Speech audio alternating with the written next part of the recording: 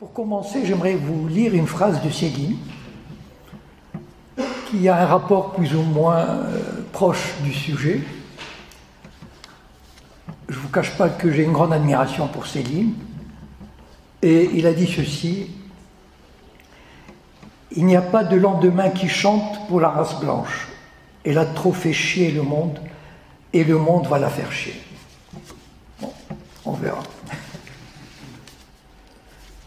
Le terme repentance désigne la manifestation publique du sentiment personnel qu'est le repentir pour une faute que l'on affirme avoir commise et dont on demande le pardon. Je vous le dis, si vous ne vous repentez, vous périrez tous. C'est dans l'Évangile, Luc. Dans le domaine religieux, comme chez les catholiques, avec l'acte de contrition envers Dieu, qui est au préalable, je fais vite pour dégager les définitions nécessaires, n'est-ce pas? Je ne vais pas vous accabler de ce genre de détails. Alors, dans le droit civil, la reconnaissance d'une faute ayant provoqué un dommage. Dans le droit public, avec l'usage diplomatique des excuses officielles entre deux États. C'est très important, la notion d'excuse officielle entre deux États. Je vais vous citer un exemple qui a posé problème. Vous savez que la Turquie, il y avait une flottille turque qui a été envoyée à Gaza pour briser le blocus israélien, et l'armée israélienne s'est emparée du navire amiral, enfin le grand navire. Il y avait plusieurs navires, et il y a eu 9 morts turcs. Et suite à ce coup de force, la Turquie a rompu les relations diplomatiques, militaires avec Israël. Auparavant, c'était de grands alliés. Et donc, ils ont mis à peu près 5 à 6 ans pour trouver un terrain d'arrangement. Et parmi le plus difficile, ce n'était pas les dédommagements qui se montaient à 20 millions de dollars, c'était la présentation d'excuses. Et comme je dirais plus loin, il y a la repentance dans les relations internationales, elle est inversement proportionnelle à la puissance de l'État. Israël ne s'excuse jamais, comme l'Amérique d'ailleurs, je le dirai plus loin. Et il a fallu trouver une formule de regret qui ne fut pas des excuses. Ça va nous donner une indication pour la suite à propos de la France. Voilà. Dans les relations internationales, la repentance n'existait pas. Les États qui sont des monstres froids, c'est une formule monstre froid, c'est une formule de Hegel, se sont toujours comportés en fonction de leurs intérêts, multipliant les conquêtes, les destructions et les pacifications, sans se soucier du droit international, des règles de morale ou des engagements antérieurs. Je cite en exemple la politique de la canonnière. Je ne sais pas si vous avez une idée de ce que c'est la politique, la canonnière. La canonnière, c'était des bateaux de guerre. Et au XIXe siècle, ces bateaux allaient devant les ports des pays qui étaient endettés. Imaginez ça aujourd'hui. Et qui commençaient à tirer sur les villes pour dire, voilà, vous nous payez, sinon vous faites des concessions. Et notamment, la Chine en a souffert. Vous savez, la Chine a été obligée de donner des concessions à l'Angleterre, à la France et l'Allemagne, ce qu'on appelait la politique des concessions, donc une perte de souveraineté qui faisait suite à la politique de la diplomatie de la canonnière. Et donc au XIXe siècle, on n'avait aucun scrupule, aucune honte à le faire. Un autre exemple, le traité de Berlin de 1885, où les grandes puissances se sont assises autour d'une table et ont tracé des traits pour dire, bon voilà, cette partie t'appartient, cette partie est à moi. Bien, l'Afrique, ils sont partagés l'Afrique comme un bout de gâteau. Voilà. Donc il fut un temps où on ne s'embarrassait pas de scrupules. Depuis 1945, on a introduit la notion de bien et de mal. Cependant, la repentance n'a pas suivi. Elle reste l'apanage des pays vaincus ou qui n'assument plus leur passé. l'Allemagne n'en finit pas de payer, dans tous les sens du terme. Pratiquement 2 pays parmi les plus agressifs et qui considèrent avoir une mission quasi divine qui leur permet d'agir en toute impunité, n'ont jamais exprimé le moindre regret ni offert la moindre compensation pour leurs crimes. C'est facile à deviner, ce sont l'Amérique, qui a un bilan fantastique à cet égard, et Israël. Obama s'est rendu en août, je crois, enfin bon, en tout cas l'année dernière, il y a quelques mois, à Hiroshima, qui était en plus un crime superflu. C'est-à-dire, c'était la fin de la guerre, et ils ont lancé 2 bombes à 5 jours ou 6 jours d'intervalle, juste pour montrer qu'ils avaient la puissance, et peut-être pour vérifier que ça marchait. Voilà.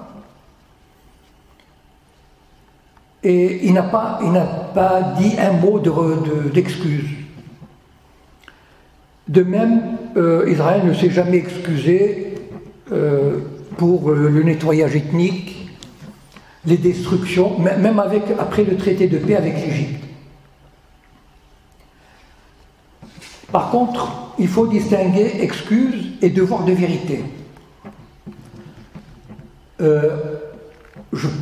Il est important, je pense dans les relations internationales, il n'est pas inutile, il n'est pas superflu de vouloir établir une vérité historique. De toute façon, elle a existé. Et donc, pour toutes sortes de raisons, c'est utile. Par exemple, je reviendrai sur le cas français. 2 pays l'ont fait, entre autres, ces pays qui ne se repentent jamais. L'Amérique avec le Vietnam, par exemple. C'est-à-dire qu'aujourd'hui, on sait dans quelles conditions l'Amérique avait lancé la guerre, puisque les archives ont été ouvertes. Et donc on sait que c'était une provocation américaine.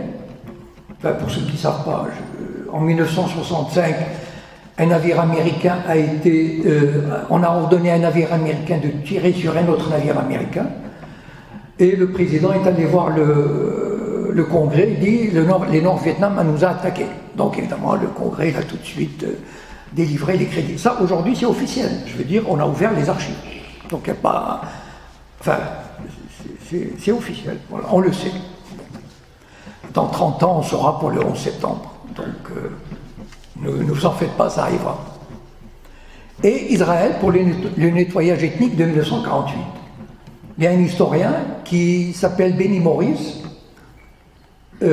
qui a consulté les archives de 1947-48, et il a fait un travail remarquable sur ce plan, c'est-à-dire il a donné tous les éléments qui ont montré que le nettoyage ethnique, c'est-à-dire le nettoyage ethnique, ça veut dire 95% de la population palestinienne a été chassée manu militari, avec des assassinats, avec des viols, etc. Et 95% des villages ont été rasés. Je vais faire juste une petite digression. Vous savez pourquoi Israël a rasé 95% des villages? Ça, c'est... Il faut être un sioniste pour imaginer un truc aussi extraordinaire sur le plan de la propagande. Il y a un film qui passe à Paris en ce moment de Chris Marker. Bon, je ne sais pas si vous connaissez, c'est un grand documentariste. Il a fait un film qui s'appelle Description d'un combat. Il a tourné en 1960. À l'époque, Israël était encore le petit pays...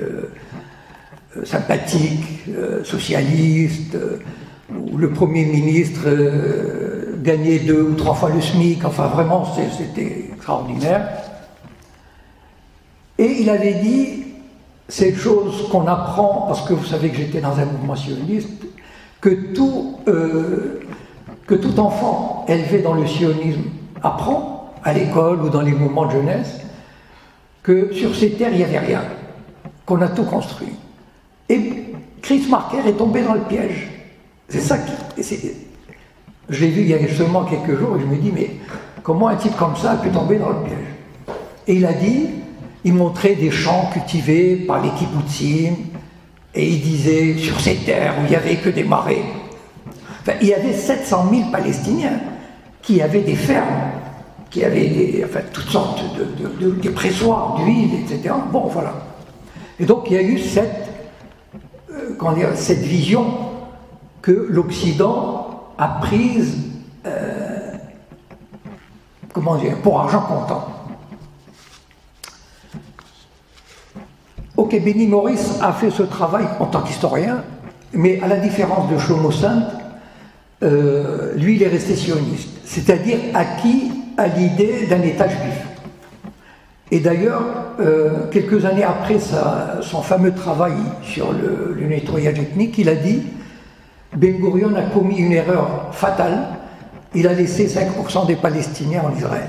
Voilà. Si on avait chassé 100%, on n'aurait pas eu de problème.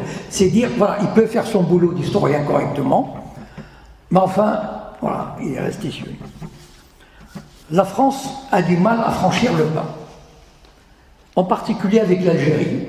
Et je voudrais insister sur cette page de l'histoire, parce qu'elle détermine les relations actuelles avec une minorité importante. Exemple, le 17 octobre, et plus globalement, le harcèlement de cette minorité. Mais revenons à cette colonisation que d'aucuns persistent à penser qu'elle fut globalement positive, ou pas si terrible que ça. J'écoute souvent Radio Courtoisie, parce que j'aime bien m'informer, surtout, j'aime beaucoup les sites comme Radio Courtoisie, TV Liberté, etc.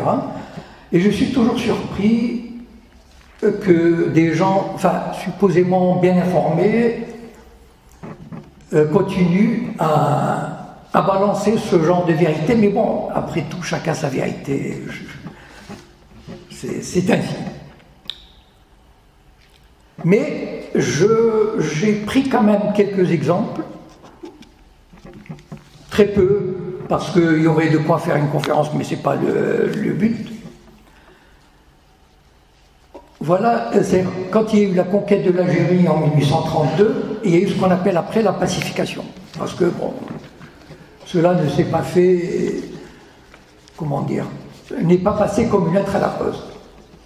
Donc il y avait ce fameux Pélissier de Reynaud qui disait « En 1832, tout ce qui vivait fut voué à la mort. Tout ce qui pouvait être pris fut enlevé. On ne fit aucune distinction d'âge ni de sexe.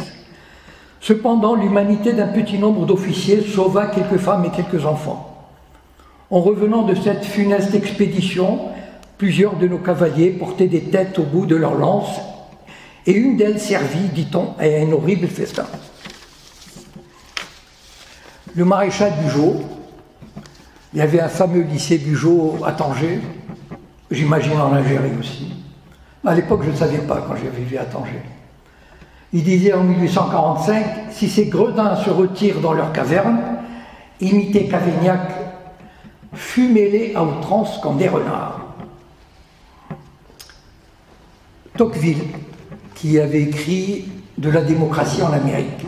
Tocqueville a été le président de la commission de l'Assemblée nationale à cette époque-là, chargé de l'Algérie. Tocqueville, quand même, la démocratie, l'humanisme, il avait dit ceci. « J'ai souvent entendu en France des hommes que je respecte, mais que je n'approuve pas, trouver mauvais qu'on brûlât les moissons, qu'on vidât les silos, et enfin qu'on s'emparât des hommes sans armes, des femmes et des enfants. Ce sont là, suivant moi, des nécessités fâcheuses, mais auxquelles tout peuple qui voudra faire la guerre aux Arabes sera obligé de se soumettre. Quant à l'amélioration du niveau de vie des Algériens, genre la colonisation leur a apporté la médecine, l'éducation, etc., je ne m'étendrai pas beaucoup là-dessus, mais juste un passage d'Albert Camus qui avait écrit, je crois, un truc carnet africain ou carnet d'Algérie, je ne me souviens pas du titre, 1939. Dans cette région rude et impitoyable, en période de grand froid notamment, il parle de la Kabylie, des êtres humains aux paupières malades, aux yeux pleins de pus, laissés sans soin, meurent de faim. Des enfants sont sous-alimentés. Pour se nourrir, des villages entiers consomment des racines, des graines de pain, des herbes, des orties et la tige de chardon, qui est l'une des bases de l'alimentation kabyle. Dans un Indre, 5 garnements sont morts empoisonnés par des plantes vénéneuses. Dans la grande majorité des villages, des familles ne mangent pas pendant 2 à 3 jours. Dans une classe de 106 élèves, seulement 40 mangent à leur faim. 4 vieilles femmes sont mortes de froid dans la neige alors qu'elles se rendaient dans un autre village pour la distribution d'orge. La situation sanitaire est alarmante. J'arrête là. Affronter la vérité ou lui permettre de s'exposer a peu à voir avec la repentance. Donc je fais bien la distinction. Voilà. Il y a la vérité historique et il y a la repentance. Si la morale n'a pas sa place dans les relations internationales, la repentance est une marque de faiblesse, comme elle l'est dans le cadre national. La repentance a pris une nouvelle dimension, notamment en France, engageant l'État et ses institutions. La repentance peut se résumer ainsi. Des gens s'excusent de méfaits qu'ils n'ont pas commis pour complaire à d'autres qui ne les ont pas subis. Ceux qui se repentent n'ont commis aucun tort. Ceux qui reçoivent la demande de pardon n'en ont subi aucun. La repentance consiste à faire un choix sélectif de certaines périodes considérées comme sombres, avec la gradation que nous connaissons en fonction de l'identité des victimes. La repentance n'est pas seulement morale, elle se traduit pour les plus chanceux de réparations sonnantes et trébuchantes dont on découvre constamment de nouvelles pistes. Les 60 millions de dollars versés à des Américains pour permettre à la SNCF de postuler pour des marchés ferroviaires aux États-Unis. Les découvertes, entre guillemets, de tableaux volés par les nazis et restitués encore aujourd'hui. Les remises ahurissantes sur la vente de sous-marins à Israël. Vous savez que l'Allemagne a livré ou livre encore 6 sous-marins nucléaires, enfin capables de transporter des ogives nucléaires. Bonjour la menace qui navigue en mer Méditerranée et en mer Rouge avec des centaines de têtes nucléaires, avec des remises de 30 à 50%, en dehors des milliards que l'Allemagne a payés et paye depuis 1945. Mais ça n'arrête jamais. Par contre, pour l'esclavage, oui à la mémoire, non à la réparation matérielle. Pas question de passer à la caisse. Quand on voit le monument au Jardin du Luxembourg comparé aux mémoriaux de la Shoah, sans compter les expositions et les émissions de télévision. Bon, récemment à Paris, comme on n'en fait pas suffisamment, il y a une exposition sur les petits-enfants de la Shoah, il y a 2-3 mois, et en ce moment, il y a la Shoah et la BD.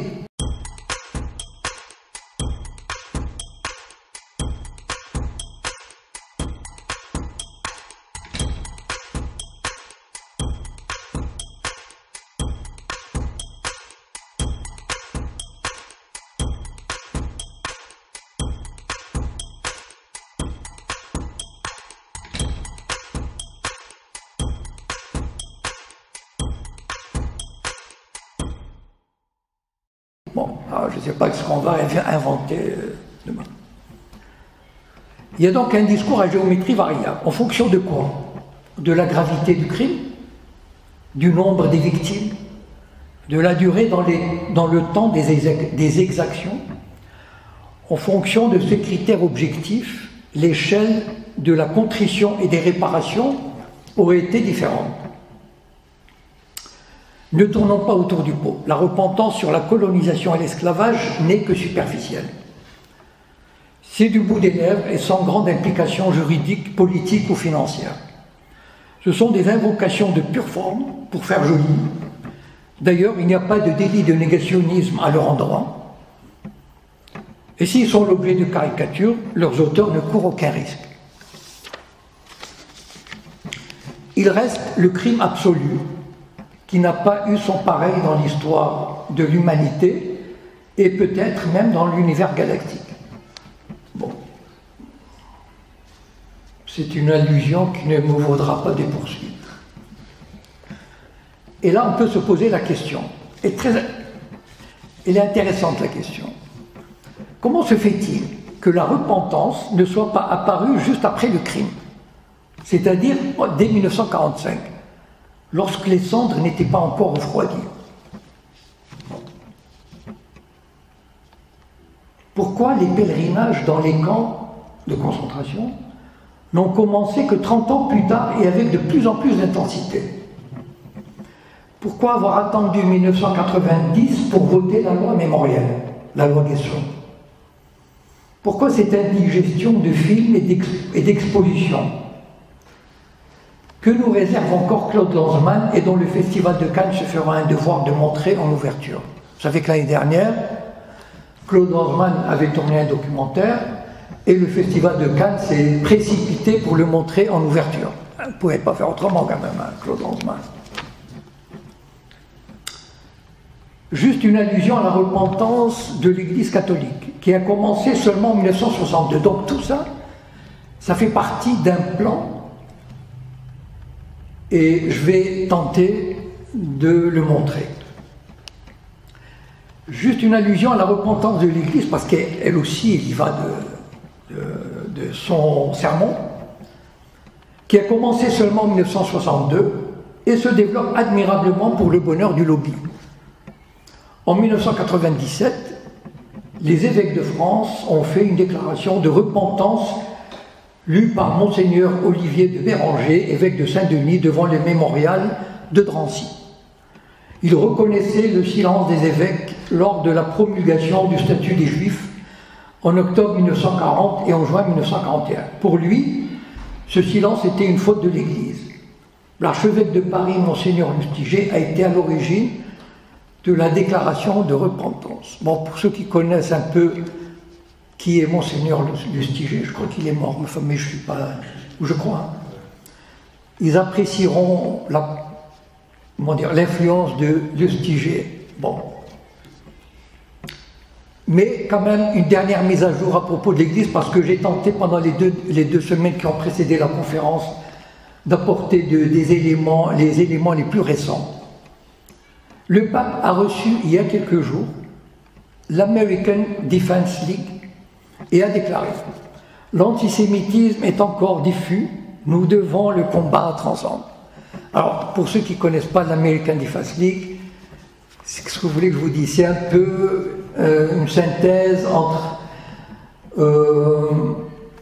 le CRIF, la LICRA, enfin bon, c'est vraiment, enfin c'est l'organisme qui s'occupe de combattre l'antisémitisme, l'American Defense League.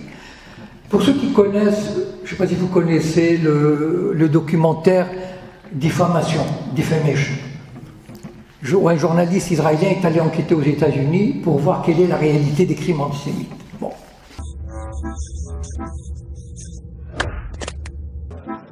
The ADL is the biggest organization in the world fighting anti-Semitism, with a budget of over $70 million a year. I'm hoping Joy Levy can help me find a case I'll be able to follow. We have received in the last week or so someone who, employment case, someone who wasn't able to take days off for the holiday. Alors, que le pape reçoive une délégation de l'ADL, enfin, je veux dire qu'il aurait reçu, je ne sais pas, des juifs, bon, ça passait, mais l'ADL, c'est vraiment, enfin bon, en tout cas. Donc, pour expliquer pourquoi c'est sorti à partir des années 80, il y a des raisons historiques. Et je vais tenter de vous les expliquer. Donc, il faut revenir sur les liens entre l'État d'Israël et la diaspora juive. Jusqu'en 1948,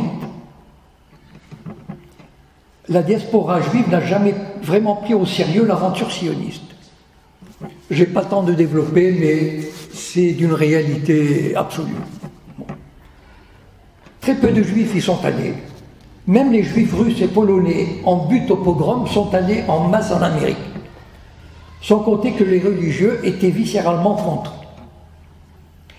De 1948 aux années 70, des liens existaient entre Israël et la diaspora juive, mais dans une relative distance politique et idéologique. Et je cite l'exemple de Théo Klein. Bon, je ne sais pas si ça dit quelque chose aux gens. Théo Klein présidait le CRIF dans les années 80. Aujourd'hui, il est devenu la bête noire des sionistes. Du CRIF, on l'entend plus. Il est devenu persona non grata parce qu'il avait osé critiquer l'occupation, etc. Et puis il était laïciste. Voilà. Donc, c'est pour montrer que les relations entre Israël et la diaspora n'étaient pas du tout ce qu'on pense, ce qu'on voit aujourd'hui. À partir des années 80, la donne va changer. Israël cannibalise les communautés de la diaspora. Il y a des pertes, c'est-à-dire des gens qui quittent, enfin beaucoup de juifs qui se détachent du système communautaire, mais il y a des noyaux durs. L'intérêt est d'abord politique, défendre Israël en but à l'occupation et à la colonisation, resserrer les rangs, s'élever en forteresse, couper les branches pourries, développer un esprit tribal, communautariste maximal. Les intellectuels juifs qui se situaient à gauche rejoignent la tribu. Finkielkraut, Glucksmann, enfin bon, je sais pas, etc. Enfin, toute la bande, BHL, qui était dans la gauche maoïste et trotskiste, ont rejoint pour la plupart. D'ailleurs, le même phénomène s'est produit aux États-Unis. Les néoconservateurs, la majorité d'entre eux qui ont poussé à la guerre en Irak, etc., c'était des juifs anciennement libéraux et démocrates. C'est l'époque où tout est mis en œuvre grâce à la mobilisation des Sayanim pour couvrir tous les fronts. En fait, à partir des années 80, bon, peut-être cette période ne vous dit pas grand-chose, mais pour Israël, c'était une catastrophe. C'est-à-dire que le monde se réveille avec un occupant brutal, aux prises avec une population qui se bat avec des pierres, contre des tanks, des hélicoptères. Mais ça, c'est tous les jours qu'on voyait ça à la télévision. On avait beau dire, mais il fallait... On voyait ça, et c'était terrible pour l'image d'Israël. Et c'est à ce moment-là qu'Israël a décidé de lancer une contre-offensive, c'est-à-dire de donner une autre... C'est pour couvrir les crimes de l'occupation de la colonisation, parce qu'Israël n'allait pas s'arrêter de toute façon. Il a fallu choisir un angle de propagande. Et c'est la machine de propagande s'est mise en marche, notamment la Shoah, notamment les camps, les expositions, la repentance. Tout ça va se mettre en marche pour couvrir ces crimes. C'est pas innocent que ça parte de cette époque-là.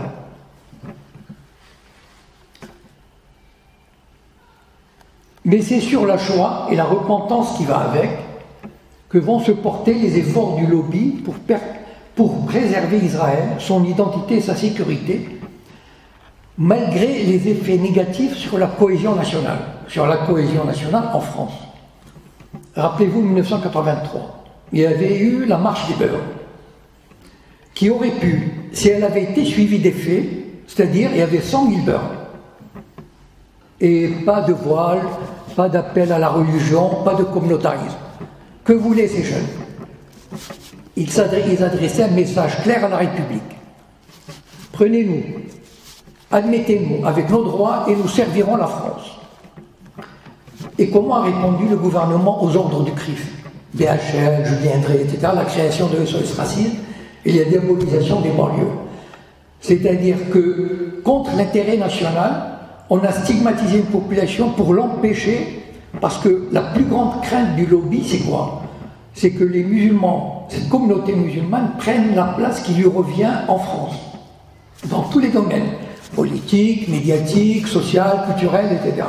Pourquoi? Parce qu'elle détournerait la France, petit à petit, loin de l'Amérique et loin d'Israël.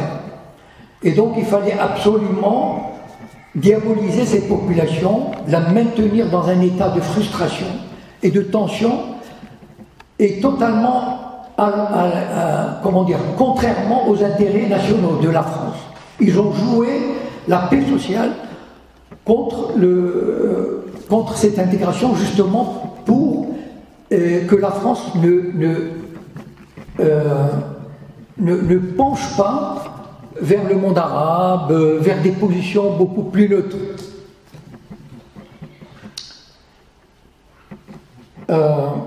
Parce que de 1945 à 1982 environ, la France a cherché, par des lois d'amnistie graduées dans le temps, à dépasser, c'est ça aussi, comme j'ai dit tout à l'heure, le devoir de vérité, le devoir d'affronter, mais aussi l'oubli, c'est-à-dire, pas l'oubli dans le sens, c'est-à-dire que dépasser une nécessaire connaissance de l'histoire vue telle qu'elle s'est passée, sans rien renier, mais en acceptant et en tournant la page et en regardant plus loin. Il y a eu des lois d'amnistie sur l'Algérie. À partir de 1962, bon, je ne vais pas vous les détailler, mais vous pouvez les trouver facilement. À partir de 1962, De Gaulle a établi des lois d'amnistie au fur et à mesure pour assurer, comme il y a eu après 1945, à partir de 1951, il y a eu des lois d'amnistie, dont Céline a bénéficié par exemple, pour la paix sociale. Le général de Gaulle cherche à construire une nouvelle république, et cette mesure symbolique a à voir avec l'unité nationale, dont il se veut le garant, car elle concerne des hommes dont le combat a menacé la République. La loi de 82, Mitterrand a été élu en 81, souhaitée par François Mitterrand, nouveau président de la République, vise à faire disparaître les dernières séquelles des événements d'Algérie. François Mitterrand s'installe dans son rôle de président de la République. Il assume par l'amnistie la fonction d'arbitre réconciliateur que lui confère la Constitution. Par ce texte qu'il impose aux députés socialistes, il entend se placer au-dessus des polémiques et des partis. Il a imposé par le fameux 49.3. Bon. Comme quoi le 49.3, parfois c'est pas toujours inutile. François Mitterrand insiste pour faire voter la loi. Il l'impose à une assemblée réticente alors qu'il avait une majorité écrasante de socialistes. Par la procédure du 49.3, au risque de provoquer une première crise du régime en suscitant une véritable fronde au sein du Parti socialiste. Et là, la bascule va se faire. L'hostilité de la jeune génération des députés socialistes marque un tournant. L'amnistie est explicitement rejetée au nom du devoir de mémoire et de la défense des principes fondamentaux de la République. Le devoir de mémoire fait son apparition sur la scène politique française avec le succès que l'on sait. Par qui et comment il a été soufflé, ce devoir de mémoire? En tout cas, il va devenir un des instruments majeurs de la repentance. Et on n'a pas fini de se dépêtrer de cette toile d'araignée de plus en plus étouffante, de cette dialectique de l'expiation, de la réparation et de la teshuva. Bon, tout le monde d'ailleurs connaît la teshuva. Dès que Chirac a remplacé Mitterrand en 1995, il a fait sa fameuse déclaration sur la responsabilité éternelle de la France. Oui, la folie criminelle de l'occupant a été, chacun le sait, secondée par des Français, secondée par l'État français. Responsabilité que Mitterrand avait refusée face à El Kabbach. On peut regarder, on peut retrouver cette fameuse interview. On voit bien que d'ici au mois de juillet, on va encore vous redemander que la France présente des excuses pour ce qui s'est passé à Vichy. Votre position est toujours la même. Ils attendront longtemps, ils n'en auront pas. La France n'a pas d'excuses à donner, ni la République. À aucun moment je ne l'accepterai. Je considère que c'est une demande excessive de gens qui ne sentent pas profondément ce que c'est que d'être français, l'honneur d'être français et l'honneur de l'histoire de France. Et vous recommanderiez à vos successeurs, s'ils sont de droite, d'adopter la même attitude? Ils feront ce qu'ils veulent, mais bien sûr. Pas de recommandation à faire. Non, mais vous, parce que la pression va se faire également sur eux. Dans 100 ans, peut-être aussi encore. Ouais. Qu'est-ce que ça veut dire? C'est l'entretien de la haine. Et ce n'est pas la haine qui doit gouverner la France. La France n'a pas à s'excuser. Il craignait que cette pression pour la repentance existe encore dans 100 ans. Et il voyait ni plus ni moins que l'entretien de la haine. On peut penser ce qu'on veut de Mitterrand. Je ne suis pas un grand fan, mais au moins sur ce plan-là, il avait vu juste. Un régime de terreur s'est abattu sur la France et l'Europe, avec comme arme de dissuasion massive l'antisémitisme, qui avait quasiment disparu. Pour ceux qui ont connu les années 70 et 80, l'antisémitisme, ça n'existait pas. Alors, je vais vous donner quelques illustrations de cette toile d'araignée que la repentance impose et qui a des effets catastrophiques sur, par exemple, la recherche universitaire. C'est un exemple, moi, qui me fait mal au cœur, qui ai fait des études un peu poussées en droit,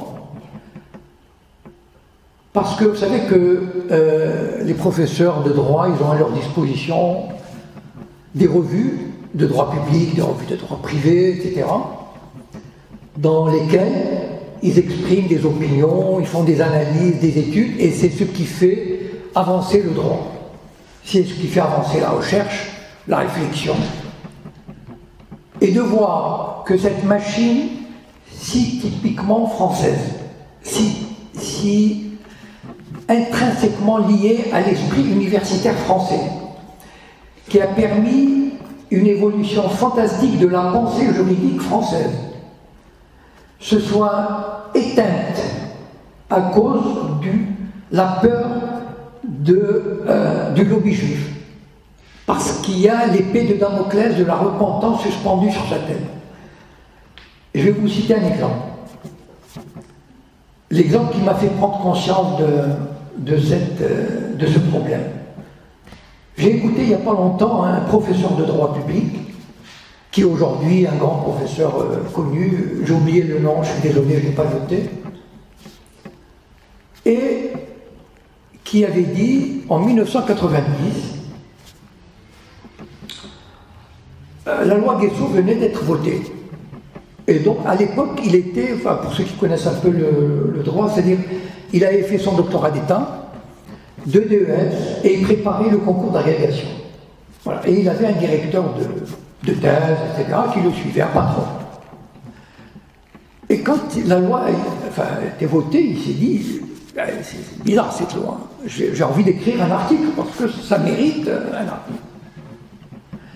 Et donc il a été allé voir son patron et il lui a dit, je vais écrire un article sur la loi, comme n'importe quel. Et le grand patron lui a dit, vous voulez faire carrière à l'université? Il dit, ben évidemment. Alors surtout, n'écrivez rien. Et voilà comment une loi est passée sans qu'il n'y ait eu aucun, comment dire, un contexte juridique, un débat. Et ça, moi, je trouve ça gravissime. C'est-à-dire, c'est pas la repentance, il faut voir les effets pervers qu'il y a au-delà de ces fameux discours. C'est un pan de la recherche universitaire qui est gelé.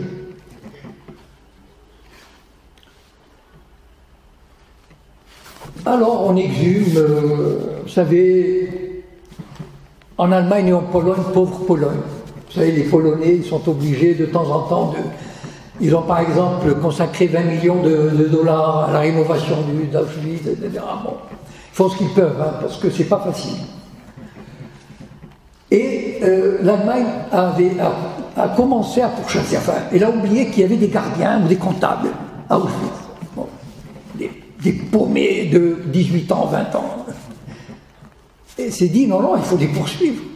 Bon, alors on a exhumé ces vieillards de 95 ans. Et la Pologne a fait de même il y a 2 ou 3 semaines, elle a décidé de faire pareil. C'est dire dans quel système, je veux dire, je m'imagine à la place dans la peau des gouvernants polonais se dire, il faut faire quelque chose, hein, c'est pas possible. Bon, François Fillon, qui avait osé, disons, ne pas se montrer très enthousiaste, Et on a dû lui faire comprendre que, quand même, hein, attention. Alors il est allé, il y a 2 semaines, au mémorial de la Shoah, et il a fait cette belle déclaration que je vous cite. L'antisémitisme et le racisme continuent d'être une forme de cancer pour notre humanité. C'est un danger qui menace la démocratie et qui doit faire l'objet de toute notre attention et de toute notre volonté. Bon, il a reçu l'onction, il peut se présenter, il peut continuer.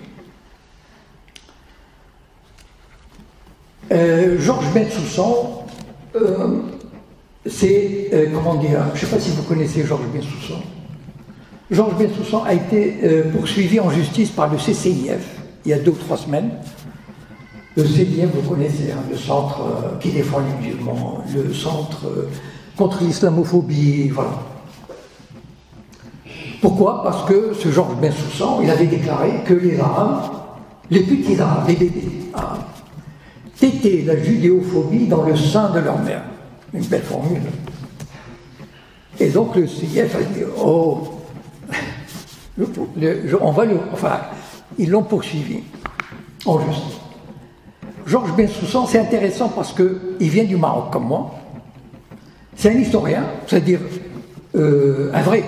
C'est-à-dire il a fait un doctorat, enfin, bon, il a toutes les qualités académiques et universitaires pour être déclaré historien. Mais c'est un identitaire de la pure espèce, c'est-à-dire c'est un juif qui, enfin d'origine marocaine, qui dédie toute son énergie, toutes ses études à la défense d'Israël, de la Shoah. D'ailleurs, il est directeur d'une revue de la Shoah, faute des études de la Shoah, etc. Et voilà comment un historien peut transformer l'histoire à sa guise. C'est-à-dire, Israël a besoin, enfin en tout cas depuis quelques années, pour ceux qui ont lu Le Printemps des Saïanis, j'évoque ça dans le premier chapitre, dans le, comment ça s'appelle, la tenue de la loge judéo-sioniste. Il y a quelqu'un qui fait une planche, c'est-à-dire une conférence, sur les réfugiés juifs des pays arabes. Et Israël tente, depuis quelque temps, d'en faire un sujet international. D'ailleurs, je vous l'annonce, vous verrez, le 30 novembre a été déclaré Journée internationale des réfugiés juifs des pays arabes. Je vous garantis que dans 5 ans, ça sera voté à l'ONU comme journée internationale. Comme on a fait pour la Shoah, qui est devenue il y a 10 ans journée internationale. Bon. Et donc, quel est l'intérêt? L'intérêt est double. C'est-à-dire, d'abord, Israël dit il y a eu 1 million de juifs qui ont été chassés des pays arabes, contre 800 000 réfugiés palestiniens, donc on les quitte. Voilà, match nul. Et deuxièmement, Netanyahou a poussé le bouchon un peu loin quand même, mais on ne sait jamais, hein, quand on est si puissant. Il a demandé aux pays arabes quelque chose comme 10 à 15 milliards de dollars pour les indemnités pour les juifs qui ont été chassés. Or, moi je viens du Maroc. Je veux dire, j'ai vécu 33 ans. J'ai vu ma famille partir en Israël, parce qu'ils n'avaient pas le choix, c'est qu'ils ne parlaient pas français, ils ne pouvaient pas aller au Canada, etc. Mais la moitié des juifs du Maroc sont partis en France, au Canada. Ils ont pris tous leurs biens. Ils sont partis le plus normalement du monde. Comment un historien peut dire ils ont été chassés comme des réfugiés, comme les réfugiés palestiniens? Voilà comment on tronque l'histoire. Et alors, Georges Bensoussan a dit une phrase que je vous demande de savourer au tribunal. Il a dit leur objectif, c'est-à-dire de ceux qui le poursuivent, est d'interdire de penser. Si on ne peut même plus penser de cette façon-là, où on va?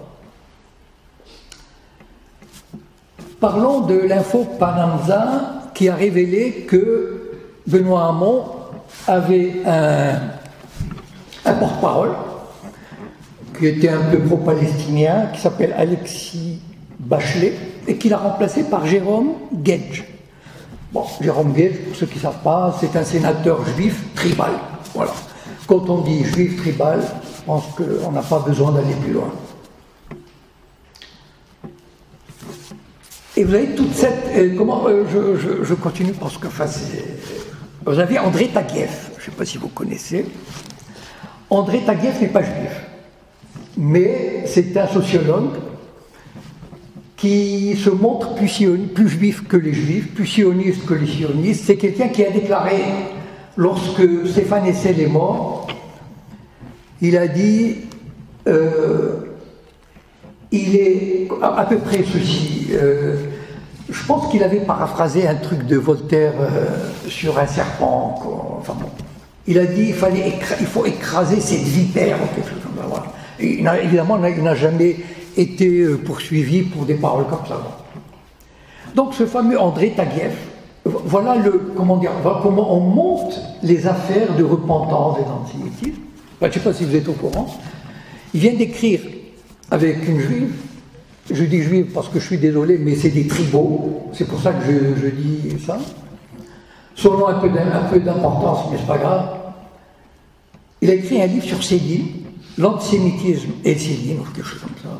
1100 pages. Totalement à charge. Je veux dire, je connais quelques Céliniens, j'ai participé à la rédaction d'un livre qui s'appelle Céline's Big Band. Ils ont été horrifiés par enfin, c'est monstrueux. Bon, je vais pas envie, enfin, je vais pas faire une conférence sur Céline. Bon, c'est vrai qu'on connaît, enfin, bon, Céline, etc. Mais enfin, pendant la guerre, même il habitait à Paris, il habitait dans le même immeuble, les résistants étaient un étage au-dessous. Voilà. Et il savait, il avait soigné des gens. Céline s'était moqué, je ne sais pas si vous connaissez cette anecdote, un soir il était chez des officiers allemands et il s'est moqué d'Hitler. Enfin, il a fait rire tout le monde sauf les officiers nazis. Et bon, c'était pas quelqu'un qui était fiable sur ce plan-là. Bon, en tout cas, bon. Mais c'est un livre qui tombe à pic, enfin, pour enfin, cette charge monstrueuse contre ces livres. Et évidemment, France Culture, etc., tous les médias se mettent à l'inviter. Bon, Renaud, vous connaissez sa déchéance, le pauvre.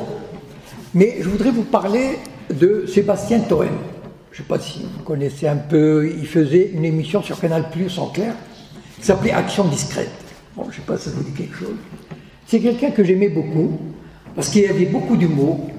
Ils étaient une bande qui faisait des choses vraiment sympathiques, provocatrices. Et il y a 2 ans, il y a Elie Semoun qui était dans le Grand Journal. Et Sébastien Toen, il a à peu près 35 ans, 40 ans. Il a fait un petit... son job était de présenter, en rigolant, de faire un portrait de l'invité. Avec talent et humour, les préjugés les plus racistes et les plus pathétiques. En retour, tu n'as jamais plongé dans le communautarisme le plus facile, comme tous les comiques troupiers de banlieue. Certains l'ont fait, tu aurais pu, toi par exemple, t'afficher dans la rue, en vendant des jeans et des diamants à l'arrière d'une Smart, et en disant « Israël a raison, nique la Palestine, voilà la hadine ». Mais tu ne l'as pas fait. Comme quoi, on peut être de confession juive et pas complètement dégueulasse. N'en déplaise à certains. Donc il a dit des petites choses comme ça, en mêlant Israël, enfin bon, mais... c'est comme pour Dieudonné, c'est-à-dire en 2003. C'est-à-dire, le système veut empêcher toute manifestation critique, quelle qu'elle soit. Et donc le CRIF a publié un communiqué disant, oui, certes, Sébastien Toen n'est pas antisémite, il n'a pas dit des mots, des choses antisémites. Mais enfin, sur des esprits faibles, il pourrait avoir une influence. Et Sébastien Toen a compris le message. Et c'est ça qui est dramatique. Vous savez, ça m'a fait mal au cœur de voir un type de 35-40 ans venir. Il a appelé le CRIF, il a appelé Europe Israël, et il a pleuré, littéralement. Littéralement. Vous savez, quelqu'un qui verse des larmes, c'est de telles humiliations de gens, enfin, c'est insoutenable. Je suis donc Jean Moskowitz, président d'Europe Israël. Je suis à l'origine de toute cette affaire, puisque c'est... Ah, c'est vous? C'est moi, oui. C'est moi qui ai visionné, qui ai fait un article, Ah bah merci. qui a alerté le BNVCA, qui a lancé une pétition contre vous. Non mais moi je voulais vous rencontrer parce que déjà la première chose, c'est que moi je suis désolé, quelle que soit la blague que je fais, qu'elle soit mal perçue. Deuxièmement, je m'en excuse, de me faire traiter d'antisémite, je vous jure que moi ça me blesse. Voilà la réalité. Bon. Le lobby va plus loin, il écrit le droit pénal. Vous savez que le droit pénal, c'est un droit restrictif et non rétroactif. C'est-à-dire, parce qu'on punit quelqu'un quand même, de privation de liberté ou d'amende. Donc on ne peut pas dire sa tête ne me plaît pas, il est condamné 3 mois de prison. Il faut définir strictement le délit. La quenelle n'a jamais été définie, la quenelle. Aucun texte ne l'a définie. Pourtant, la quenelle, on peut condamner quelqu'un à la prison ou à l'amende à cause de ça. Voilà, même le droit pénal, maintenant, c'est le CRIF qui l'écrit. Enfin, quand ça arrange, évidemment. Vous savez, il y a quelques jours, la communauté juive d'Espagne, enfin, je veux dire, là, maintenant, rien ne les arrête. C'est fabuleux. Moi, je tire mon chapeau. La communauté juive d'Espagne demande à l'Église catholique espagnole de lui restituer l'antique synagogue de Séville, transformée en église et appelée depuis lors Santa Maria la Blanca.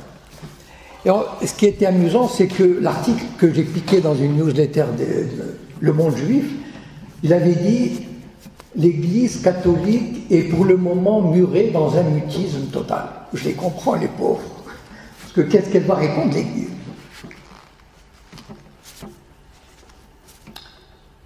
Vous connaissez peut-être, il y a eu un incident il y a une semaine aux États-Unis, on jouait la Fed Cup, la demi-finale de tennis entre l'Allemagne et les États-Unis. Horreur et damnation. Dans l'hymne national allemand qu'on a joué, il y avait le premier couplet du national-socialiste. Deutschland, Deutschland, über alles in der Welt, wenn ich Stolz und Schutz und Trud zur Bruderlich zusammenhält. Comme moi je suis plongé dans le monde juif, sioniste, etc., évidemment, vous êtes passé à côté, mais il fallait voir. C'était infernal. C'est le plus terrible, ce sont les joueuses allemandes.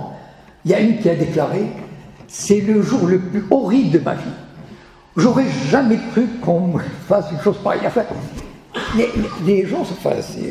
Alors, le retournement du FN, je vous épargne les détails, mais une chose intéressante, c'est la reculade de l'AfD, la Alternative für Deutschland, que vous connaissez probablement, bien sûr, Pegida, etc. Donc je vous parle là de ces dernières nouvelles que j'ai ramassées dans la dernière semaine pour actualiser un peu les choses. Donc un haut responsable politique a été licencié après avoir appelé le mémoire de la Shoah à Berlin le monument de la honte.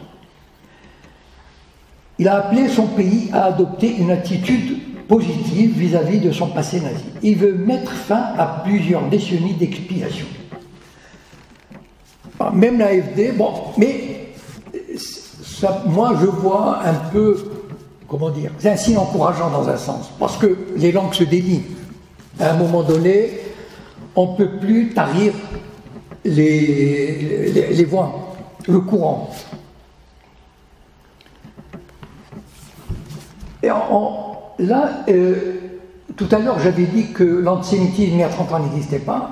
Et en fait, c'est vrai que, enfin, pour ceux qui ont peut-être un souvenir de cette période des années 60 et 70, il n'y avait jamais eu de problème d'antisémitisme. On n'en parlait même pas, enfin, c'était un non-sujet. Voilà. Aujourd'hui, c'est le sujet. On a tout fait pour. Évidemment, ça sert parce que c'est une arme terrible. C'est-à-dire, dès qu'on lève l'épée de Damoclès antisémitisme, c'est le silence. Bon, je passe Roland Dumas, Jean-Frédéric Poisson, Trump. Alors Trump, c'est intéressant parce que Trump, il a été, comment dire, mitigé sur Israël et les Juifs. Et c'est pour ça d'ailleurs qu'il y a pas mal, comme BHF, Finkielkraut, etc., ils ne savent pas encore sur quel pied danser avec lui. Trump, au début de la campagne électorale, il avait déclaré qu'il était neutre dans le conflit israélo-palestinien. Ça, c'était l'horreur. Comment être neutre? Mais il a corrigé très vite. Seulement, je ne sais pas pourquoi. Bon, vous savez qu'il y a une tradition antisémite très forte aux États-Unis. Enfin, je ne sais pas si vous savez, mais... Est-ce que vous savez que dans les années 30, il y avait de très très grands hôtels aux États-Unis qui étaient interdits aux Juifs? Et c'était marqué. Je vous réfère à Georges Simenon, si jamais vous avez l'occasion de lire ses mémoires. Il cite l'exemple à New York en 1935, et Françoise Sagan, qui après son premier livre, Bonjour Tristesse, elle est devenue, enfin elle a passé un mois aux États-Unis, et elle a dit, elle est arrivée quelque part dans le Connecticut, enfin dans un truc extraordinaire, enfin un très beau, très bel endroit, et c'était écrit interdit aux Juifs. Il y a une tradition antisémite dont on ne mesure pas la portée et l'historique. Et c'est pour ça d'ailleurs que les Juifs organisés ont créé leur country club. C'est très courant en Amérique du Nord, les country clubs. Les lieux de villégiature, c'est-à-dire à 80 km au nord de New York, il y a des lacs, on peut faire du voilier, de la voile, de l'équitation, etc. Et les Juifs ont construit leur point de chute, la franc-maçonnerie juive, le Bnei Brit, etc. Et peut-être, enfin Henry Ford, par exemple, a écrit des trucs anti-juifs. Le fabricant de voitures. Et il y a peut-être un lien entre cet antisémitisme, traditionnel dans certains milieux américains et le silence bizarre, enfin en tout cas intrigant, de Trump sur les Juifs depuis son élection. Le 27 janvier, journée internationale Auschwitz, etc. Bon. Il a fait un speech où il a regretté les victimes, etc., sans citer les Juifs. Il n'a pas dit le mot juif. Le monde juif a été ébranlé. Moi, je sais à quel point ils ont été ébranlés. Mais c'est pas possible. Et donc, il y a eu on l'a secoué un peu. Et, coup de chance, cette semaine, bon, peut-être vous êtes un peu au courant, il y a eu une profanation des cimetières à Saint-Louis dans le Kansas. Mais c'est pas ça, le truc, c'est que, bon, ça sent le coup monter, mais enfin, il y a quarantaine à peu près, centres juifs à travers les États-Unis et au Canada qui ont reçu des menaces de mort par téléphone. Bon. Donc on peut imaginer que... bon.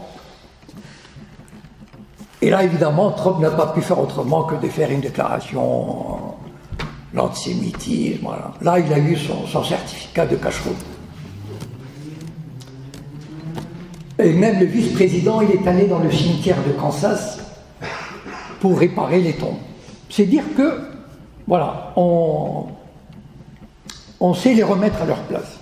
La repentance est un carcan qui empêche toute création littéraire, artistique. Rappelez-vous de Donné qui aurait pu faire un film sur l'esclavage et qui n'a pas pu. Parce que la commission d'attribution des avances sur recettes, comme on dit, était présidée par qui? Par Bernard-Henri Lévy. Voilà. Donc ceci explique peut-être cela, mais enfin, les coïncidences parfois. La repentance est un carcan qui empêche toute création littéraire, artistique, universitaire, comme je l'ai dit tout à l'heure, éditoriale. Rappelez-vous Sigaud, elle avait un livre tout prêt à sortir, en 1990 à peu près, je crois, sur le truc Le Kibbutz. Elle avait signé, tout était signé, tout était prévu, et 10 jours avant, l'éditeur lui dit « Je suis désolé, le livre ne sort pas. » Voilà, ben faites ce que vous voulez. Voilà. Donc un coup de fil, et puis... Vous savez, quand on a une société, une menace de contrôle fiscal, etc., bon, ça vous fait réfléchir. Bon. Cinématographique, journalistique, bon, je ne vais pas vous faire un dessin sur tout ce qui se passe dans les médias. Photographique, Il y avait, par exemple, il y a un an, il y avait une exposition photo au Jeu de Paume, musée du Jeu de Paume à Paris, d'une Palestinienne. Sur les 30 photos, il y avait un type qui avait le bandeau vert. Et sur la base de ce bandeau, le CRIF a décidé que c'était une exposition qui favorise le terrorisme. Et on a fait des trucs, je suis sûr et certain que cette directrice du musée, elle réfléchirait 10 fois avant d'exposer, de montrer une exposition, disons, et les autres directeurs de musée doivent se dire, attention, voilà, c'est comme ça que ça marche. Toute expression politique ou médiatique, lorsqu'elle dévie de la pensée unique imposée par le lobby judéo-sioniste qui travaille pour le compte d'un État étranger. C'est une terrible régression intellectuelle et morale. La France, qui a connu de grands esprits dont la gloire a couvert le monde, se retrouve tenue en laisse par une mafia sans foi ni loi. C'est à se demander comment on a pu tomber si bas. La repentance est la manifestation, l'expression d'un état de fait, de faiblesse, et c'est cet état de fait qu'il faudrait corriger, améliorer. La repentance, on va finir par quelque chose de rigolo quand même. La repentance connaît des développements bizarres. Je voudrais conclure avec une de ses utilisations dans le système à le secret, et qui montre que la repentance rentre dans le contexte de la pensée unique et devient une arme aux mains du système, un instrument de guerre et de propagande. Il y a eu un article récent dans Libération, enfin récent, 3 mois à peu près, qui, voici le chapeau de l'article. L'enquête sur l'exécution arbitraire de Stepan Karagodin en 1938, pendant la Grande Terreur, vient de s'achever. Son arrière-petit-fils, qui a identifié les criminels, réclame justice. Un projet quasi impossible dans un pays où les autorités entretiennent l'orgueil national au détriment du repenti collectif. Bon, après, j'ai 5 mots de l'entête. Et voici la suite de l'article. Les Russes n'ont jamais eu de commission de réconciliation nationale ni de Nuremberg. Les victimes ont été parfois réhabilitées, mais les bourreaux n'ont jamais été vraiment désignés. Plus de 20 ans après la chute du régime communiste, la société russe ne parvient toujours pas à se mobiliser pour repenser son histoire en profondeur et de façon critique. Le discours officiel, tout à l'autocélébration, semble éloigner définitivement la possibilité d'un repentir collectif. Vladimir Poutine a déclaré qu'il était inadmissible de tirer les divisions, la rancune, les blessures, l'exacerbation du passé dans notre vie présente, de spéculer sur les tragédies qui ont touché presque chaque famille en Russie, quel que soit le côté des barricades où se trouvent les ancêtres à ce moment-là. Nous sommes un peuple uni et nous n'avons qu'une seule Russie. En d'autres termes, conclut l'article de Libération, oublions au nom de l'unification nationale. Que je sache, quelqu'un peut-être pourrait me démentir, Libération n'a jamais demandé un Nuremberg sur les génocides des Américains au Japon, dans divers pays d'Amérique latine, au Vietnam, en Irak et surtout les génocides des Indiens. Quant à Israël, point de suspension, je vous remercie de votre attention.